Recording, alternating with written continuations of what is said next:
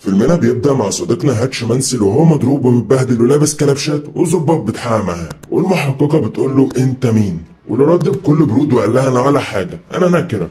وبيرجع فيلمنا فلاش باك عشان يعرفنا ايه اللي وصله لكده، وبنلاقي انه عايش حياة روتينية مملة بيعمل نفس الحاجات كل يوم بنفس الترتيب، وكل يوم كالعادة بينسى يطلع الزبالة وعربية الزبالة بتفوته. يوم بعد يوم نفس الروتين بنفس التفاصيل اللي بتتكرر، وبنلاحظ ان مراته اللي بنعرف ان اسمها بيكا حاطه مخدات كفاصل بينها وبينه على السرير. ولحد هنا الفيلم بيبين لنا ان راجل طيب وفي حاله، ودي كانت وجهة نظر مراته وابنه برضه. لحد ما جه اليوم ودخل 2 حرامية بيت هاتش وبيعملوا سطو مسلح، ومش بيلاقوا غير طبق على ترابيزة السفرة فيه شوية فلوس، وخدوا منه الساعة العزيزة عليه، وبيلاحظ وشم معين على ايد البنت.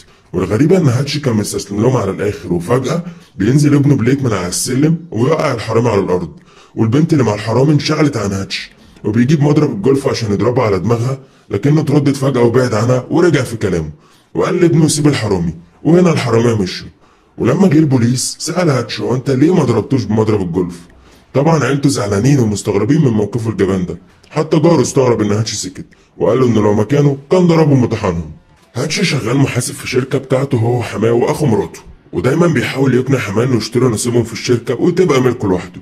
ولما اخو مرات هاتش واللي بنعرف ان اسمه تشارلي شافه فضل يتريق عليه بسبب موضوع السرقة، وقال له خلي بالك على اختي. دخل هاتش مكتبه وشغل جهاز ارسال على شكل راديو، فلقى واحد صاحبه وبنعرف انه صاحبه من زمان بيسأله برضه عن اللي حصل في بيته، وقال له احكي لي هو ايه اللي حصل. قال له ان الحرامية كانوا راجل وبنت، وانه لاحظ انهم كانوا خايفين ويائسين وانهم صعبوا عليه، وقال له ان البنت كان معاها مسدس، لكن لما قرب منها وكان هيضربها بمضرب الجولف اكتشف ان المسدس مفيهوش رصاص. وهنا صاحبه فهم ليه هاتش سابهم يمشي. بيرجع هاتش البيت وبيلاقي ان عيلته لسه متضايقين منه، وسألته بنته عن السلسلة بتاعتها اللي على شكل قطة، وقالت له انها كانت في طبق الفاكهة اللي فيه الفلوس، وسألته تفتكر يا بابا الحرامية سرقوه؟ وهنا هاتش زعل لان بسبب جبنه واستسلامه خسرت بنته السلسلة اللي بتحبها، وراح لبيت ابوه في دار المسنين وخد من عنده مسدس وكارنيه خاص بابوه، واللي واضح انه كان شغال في الاف بي اي. وهنا ابوه شافه وقال له اعمل الصح. بيمشي ورا الوشم اللي شافه على ايد البنت الحرامية، وسأل في أكتر من مكان عشان يعرف مكانه، وفعلا وصل لهم. وأول ما دخل ضرب الحرامي وخد ساعته اللي سرقوها منه، وسألهم على سلسلة بنته، بس هما ما كانوش يعرفوا عنها حاجة. وسمع صوت طفل عندهم، ولما شافه سابهم ومشي، بس كان متضايق لأنه حس إنه ضعف وإنه برضه لسه ما خدش حقه. ركب أتوبيس وشاف شباب صيع بيحاولوا يركبوا الأتوبيس، ولما ركبوا نزلوا الركاب وحاولوا يرخموا على بنت كانت راكبة. وهنا صديقنا فرح لأن حس إن جات له الفرصة عشان يفش غله، فنزل السواقة وقفل باب الأتوبيس وخرج المسدس من جيبه وفض منه الرصاص، وهجم عليهم وقعد يضرب الشباب ويضربوا فيه، وقدر انه ينزل البنت من الأتوبيس وكمل ضرب فيهم، واعتذر للسواقة عشان بهدل لها العربية ورجع البيت. وطبعا مراته اتصدمت لما شافته كده، وحاول يقرب منها وسألها هو احنا ليه بعدنا عن بعض قوي كده. وفي اليوم ده مراته شالت المخدات اللي بينها وبينه. لحد هنا الدنيا تمام، لكن الدنيا ما بتمشيش كده، وزي ما الكل فعل رد فعل برضه لكل شاب صايع اخ اصيع. وبنلاقي ان اخو واحد من اللي ضربهم هاتش امبارح في الاتوبيس واحد من اكبر زعماء المافيا الروسيه، وبنعرف انه اسمه يوليان.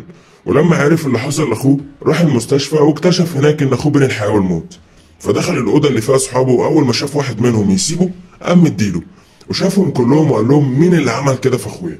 وطبعا ما صدقش لما قالوا له ان اللي عمل فيهم كده راجل واحد، واتضح ان واحد منهم كان معاه كارنيه المترو اللي وقع من هاتش.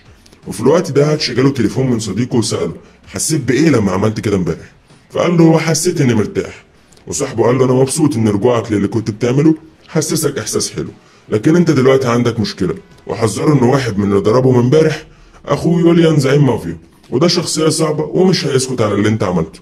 وقال له روح للحلاق وانت تعرف كل حاجه. وهناك قابل شخص من اللي كان يعرفهم زمان وبيديله ملف فيه كل حاجه عن يوليان، وانه راجل خطير ولازم ياخد باله منه.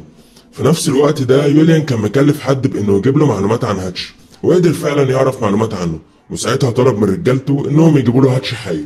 حس هاتش بيهم وهم داخلين على بيته، وخبى عيلته في المخزن السري وودعهم، وقامت معركه بينه وبين رجاله يوليان، لكنهم قدروا يكهربوه وياخدوه معاهم وحطوه في شنطه العربيه بعد ما كلبشوه. ولما فاق كسر صباعه عشان يخرج ايده من الكلبش، وفضى في وشهم طفايه الحريق عشان ما يشوفوش حاجه، واتقلبت العربيه وقدر هاتش انه يهرب. ووصل بيته وخرج مراته وعياله من المخزن، واول حاجه قالتها له مراته اول ما طلعوا انت مين؟ قال لها هي دي بقى حقيقتي، ولازم تعرفي اني بحبك ولازم تثقي فيا، وقربهم ورجع لرجاله يوليان اللي ما كانوش لسه ماتوا وحطهم جنب بعض وقعد يحكي لهم قصته. وهنا بنكتشف انه كان شغال في الجيش بيقوم بعمليات قتل لصالح ناس كبيره في البلد، وقال لهم انه في يوم من الايام كان مكلف بقتل واحد اسمه ألان. الراجل ده اختلس 3 مليون دولار من قاعده عسكريه، بس لما راح يقتل ألان حس ان الراجل ندمان من جواه بجد فسابه، ورجع له بعد سنه لقى اتجوز واحده معاها بنات وكمان حامل منه وسعيد في حياته. فهاتش حس انه عاوز يعيش حياه زي دي فساب شغله، وهو قاعد بيحكي للناس قصته كانوا خلاص ماتوا. وساعتها لقى سلسله بنته على الارض، وجمع كل الذهب وفلوسه وحاجته وولع في البيت اللي فيه، وخد عربيه جاره وراح لحماه وتشارلي اخو مراته مكان الشغل، اداهم الذهب عشان ياخد نصيبهم في الشركه زي ما كان عاوز، وابتدى يحط فيها اسلحه عشان يجهز للحرب اللي بينه وبين يوليان. وفي الوقت ده يوليان بعت 2 لدار المسنين اللي فيه ابو هاتش، وللاسف حظهم ما كانش افضل من اخواتهم اللي راحوا لهاتش. وبعد ما هاتش جهز اسلحه وكمان في الشركه راح لمكان يوليان اللي فيه الفلوس بتاعته كلها، وقتل كل الناس اللي هناك وولع في الفلوس وفي المكان كله، وراح للكازينو بتاع يوليان واللي كمان بيغني فيه عشان يتفاوض معاه، وعرفه انه حرق له كل الفلوس وقال له ان دي اقل حاجه ممكن اعملها بعد ما خوفت اهل بيتي. لكن يوليان لما عرف انه ولع في الفلوس كلها اتجنن، واللي كان مسكته ساعتها القنبله اللي كان ماسكها هاتش في ايده لحد ما خرج. وبعد كده كلهم تاخدوه بالعربيات لحد ما وصل للشركه، واتفاجئ هاتش بوجود صاحبه هناك واللي كان بيحارب معاه بقناصه، واتفاجئ اكتر لما لقى ابوه خرج هو كمان وبيحارب معاه بالبنادق، وابتدت الحرب وعينك ما تشوف الا النور لحد ما كل رجاله يوليان ماتوا والذخيره بتاعت ال3 كمان خلصت. وخرج هاتش قدام يوليان بلوح ازاز واكل الرصاص كان مثبت في قنبله وانفجرت في وش يوليان ومات. وبنرجع للاتنين الظباط اللي شفناهم في اول الفيلم مع هاتش واللي جات لهم مكالمه مهمه وافرجوا عنه. وبعد فتره بيروح هاتش ومراته عشان يشتروا بيت جديد، وطبعا اول حاجه سالوا عنها صاحبه البيت يا ترى البيت ده فيه مخزن او بدروم. وانتهى فيلمنا، ويا رب يكون عجبكم، واللي حابب يتابعنا ويشوف بقيه الافلام يشترك ويفعل الجرس.